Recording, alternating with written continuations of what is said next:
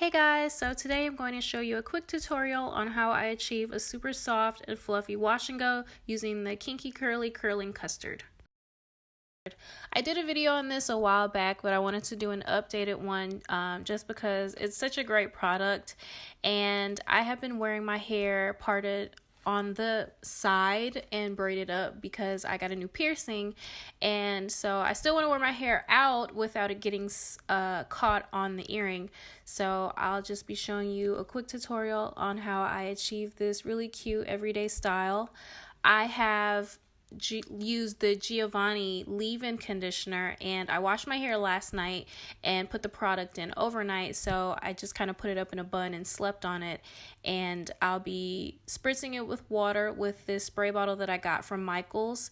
It is one of those long mist sprayers, so it comes in really handy. It doesn't get a lot of water everywhere, and it just gets my hair really nice and wet. And I'll just be applying a generous amount of Kinky Curly throughout my hair. I don't measure how much product I use. I just kind of roll with it. But I make sure that it's really saturated with water and product, because Kinky Curly works best when your hair is super wet. So not dripping wet, but as close as possible.